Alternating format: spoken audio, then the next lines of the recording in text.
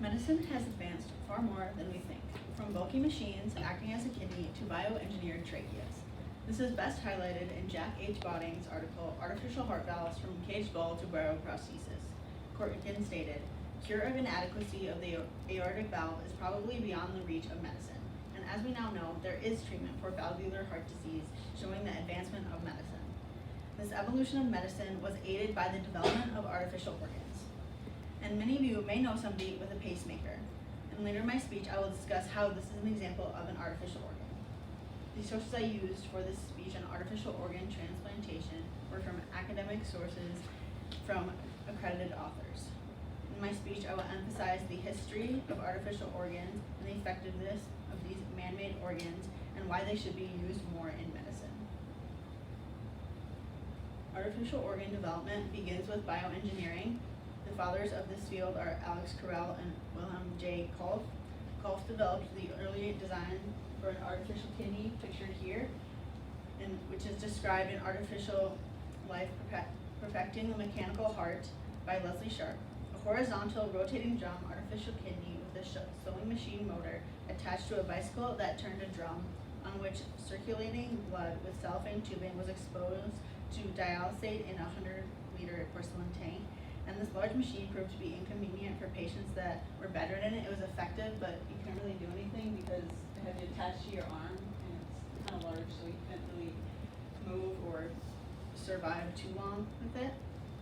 But this is not the end of Kolff's work.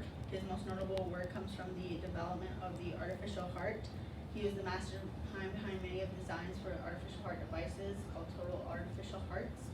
And this is his first kind of heart here, and then this is him with his hearts, and he wanted the students who worked under him to also like develop their hearts as well and put their own spin on it, and this is proved by an old colleague of Kolff's. He says, we have the Donovan heart, the Green heart, the Quanget heart, which is this one, and then this is the Jarvik heart. This one's the most popular out of these, but he says they all should have been called Kolff's heart.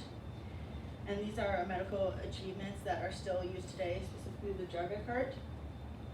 But bioengineers kept thinking about the heart being just a pump instead of a body part, because they were just trying to find something that was most effective instead of what would work in the human body. And they forgot it was supposed to go into a human, so this led them to developing specific parts to cure the diseases. And they specifically wanted to replace the valves. And at the University of Minnesota, a group of medical students developed the first draft of an artificial valve. Botting states, they manufacture valves from celastic rubber-coated Teflon or Depron felt. Imitation cordae tendonae were prepared by braiding strands of the felt prior to the rubber coating. And like any invention, this needed to be tested, so they decided to test it on dogs, and they sewed the valve, makeshift valve, to the kind of the outside of the heart and inside. And this is what this kind of shows. You can't really see the silhouette of the heart, but it shows like the suction and like how it works with the valve. And this design that they created was eventually called the cage ball valve, which is pictured here.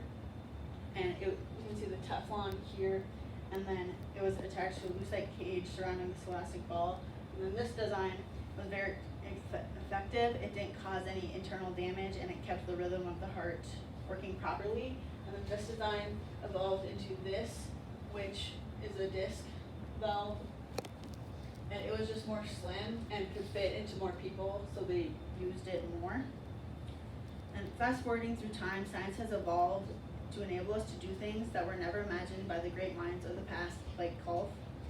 Not all artificial organs are machines. For example, Paolo Macchiarini has pioneered the use of bioengineered tracheas. By 2013, Paolo had treated over a dozen patients with this medical anomaly. A paraphrase from Gretchen Vogel's Trachea Transplants Test the Limits. He used cartilage to build the tube of the trachea and the patient's own stem cells so the body would accept it. He was successful, but the medical community was backward because he had done little to no testing. So they were skeptical, but he had a very high success rate. They were mad that he didn't test these on dogs, but he was still successful. The effectiveness of artificial organs is higher than that of real organs through this study. he has a lot of more success than he would have if he used other people's tracheas rather than artificially made tracheas for these patients. And in my audience analysis, I asked the question, why do you think people do not donate their organs? Many of you said they might have been grossed out by the thought of somebody else's organs. So 3D bioprinting eliminates the yuck part of organ donation. According to 3D Bioprint Me, a socio-ethical view of bioprinting human organs and tissues by Nikki Vermeulen. 3D printing avoids all debates about yuck and what is natural, and hence is likely to be more ethically robust in terms of social acceptability than other areas of biotechnologies. And before they use, the cause of this thought of grossed out is they used to use animal organs to put into people if they were sick, so people didn't really want that. And then before, as mentioned before, Dr. Paolo Macchiarini was successful in his trachea transplants. He has treated around 10 more patients as of late. With these tracheas, only 2 of them ended tragically. In G. Spondiani's report, Artificial Organs in Transplantation, he reports the most famous artificial heart is the Jarvik 7, which allowed a patient to survive for more than 600 days after transplantation. And in most real organ transplant cases, the body rejects the foreign object really quickly, so they don't really have a chance. But with artificial organ transplantation, they are able to survive longer and have more of a chance to live. And although you may not think of it, pacemakers provide an example for successful artificial organs. They're an example that has been used for many years. In Katrina Hutchinson article, What Pacemakers Can Teach Us About Ethics of Maintaining Artificial Organs, she explains pacemakers still work when they are serviced or replaced.